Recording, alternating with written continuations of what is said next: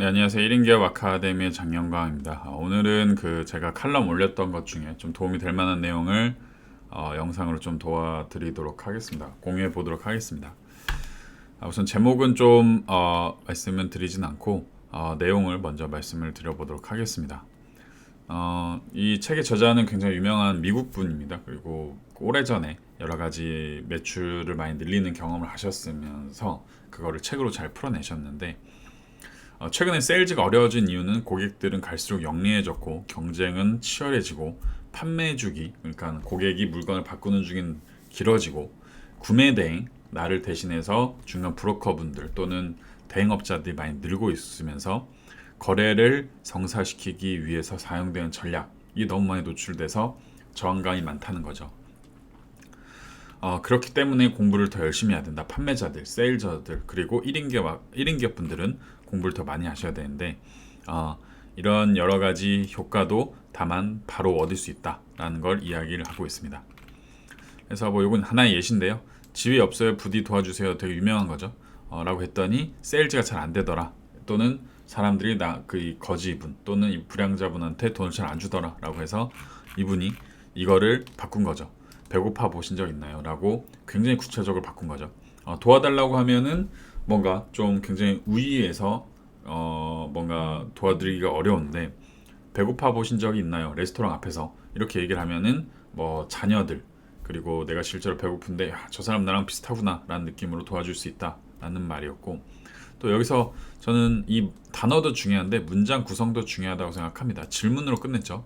이 질문에 대해서 답변을 보통 하게 돼 있습니다. 그래서 그 답변에 대해서 하면서 돈을 주게 되는 어떤 그런 사례가 있었다고 합니다.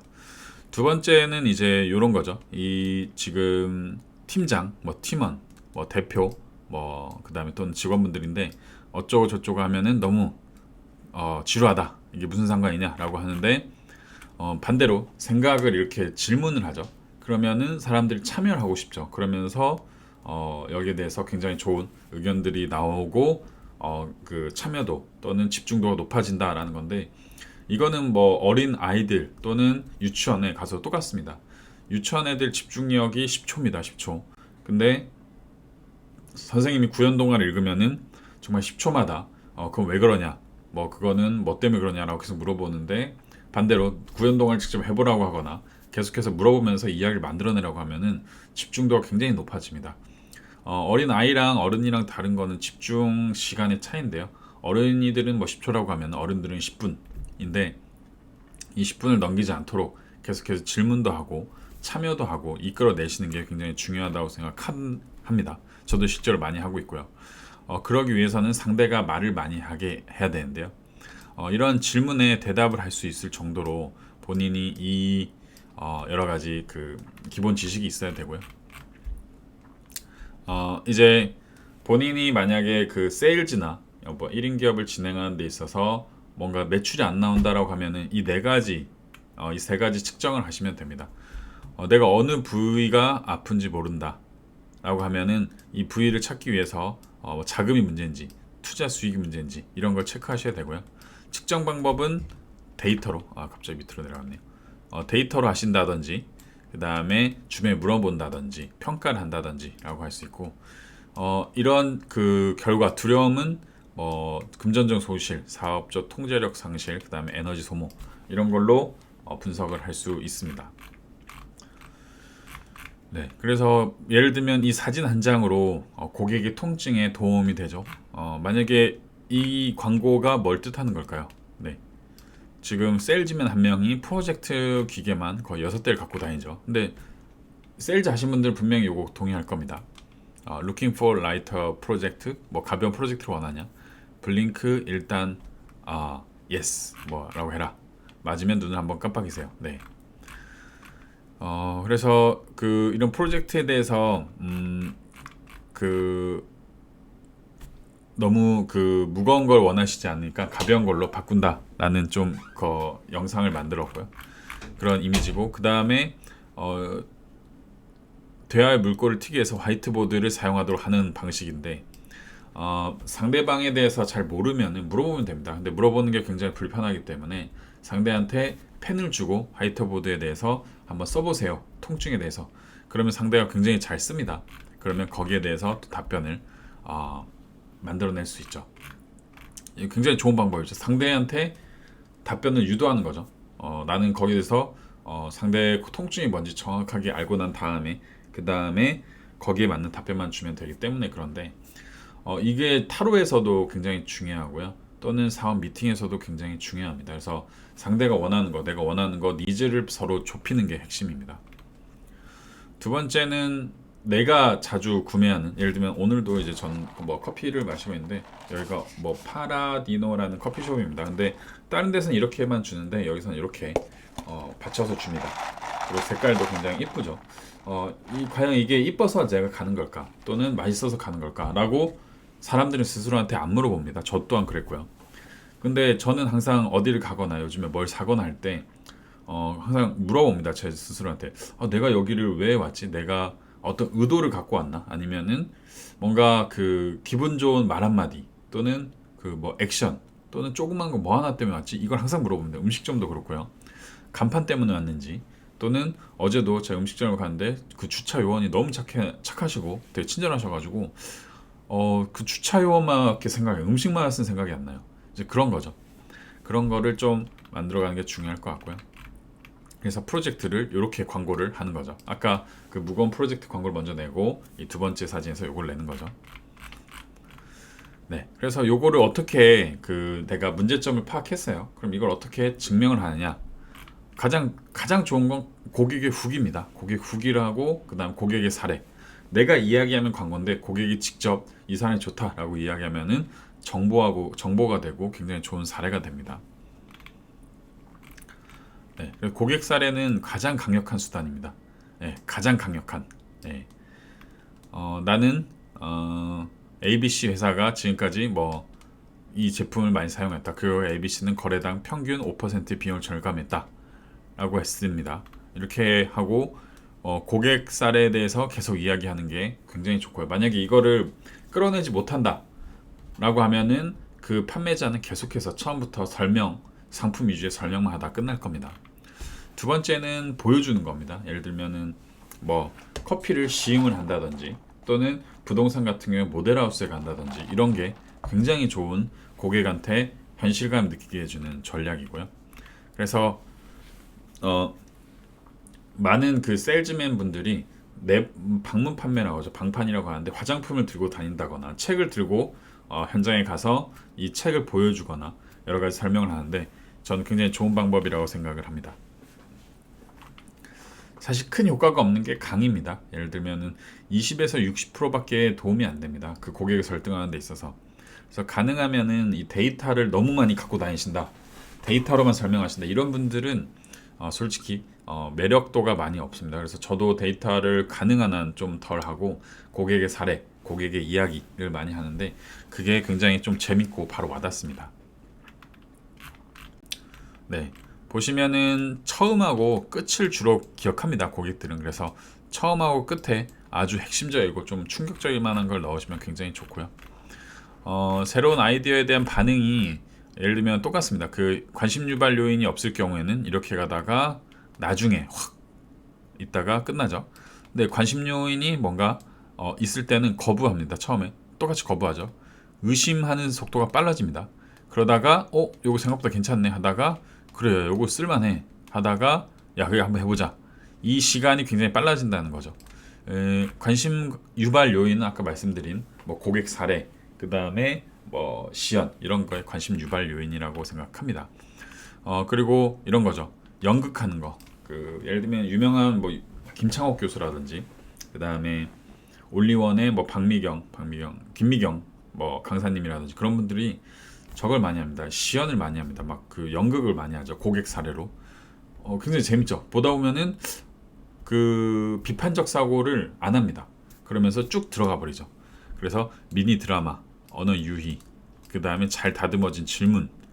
그러니까는 뭐 너무 그냥 추상적인 질문 말고 내가 원하는 답변을 읽어내기 위한 상대방한테 기분 나쁘지 않을 질문 먼저 보셔야 되고요. 보조 도구는 PPT나 뭐 이런 그 도구들 굉장히 중요하고 이야기는 다 좋아하죠.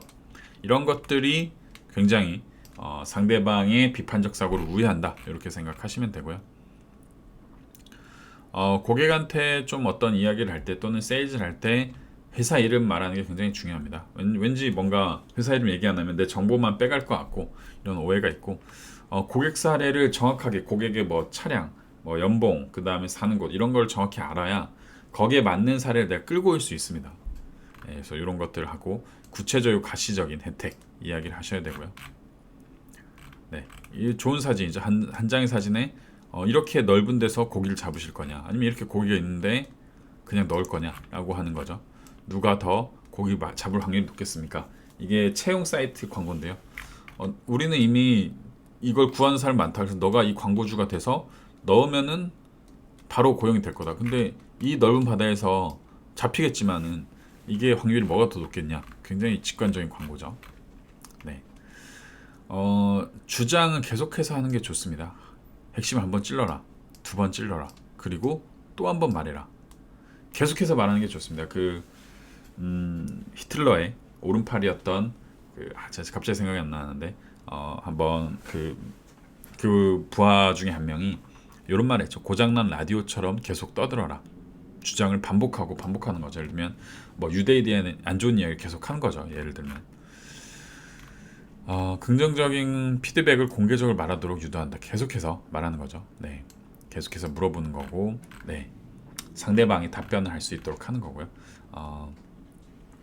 굉장히 저는 이 단어 자체가 저는 굉장히 소중하다고 생각하는데, 험담가는 남 얘기한 사람, 지루한 사람은 자기 얘기, 훌륭한 이야기 상대는 상대 이야기를 들어주는 거죠. 그래서 강의가 아닌 이상 자기 얘기만 하는 사람들 굉장히 최악이죠. 험담가, 남 얘기만 하는 사람들은 진짜 최악 중에 최악이죠. 그래서 저는 남 이야기 하는 사람들하고는 대화를 거의 안 합니다. 자꾸 남의 이야기 사례만 듣는 어떤 뭐 영업사원, 세일즈맨. 그래서 너는 샀냐? 뭐 이렇게 물어보죠. 더 중요한 거는 내 이야기를 들어주는, 내 이야기가 자연스럽게 나오도록 질문을 던져주고 맞받아치고 피드백을 해주는 분들이 최고죠. 네, 이런 사람들하고 같이 어울려야 됩니다. 네. 타인의 마음으로 가는 길은 그 사람의 뱃속을 통해 나 있다라는 옛말이 있습니다. 네, 구내라고 하는 거는 구내, 중내, 되내가 있는데 구내는 완전 핵심입니다. 그래서 상대방을 지칭한 단어를 써야 된다라고 해야 됩니다. 이번 신규 시스템 이렇게 말하면 안 되고, 귀하는 이번 신규 시스템을 사용해서 줄일 수 있다. 굉장히 좋은 말이죠. 네.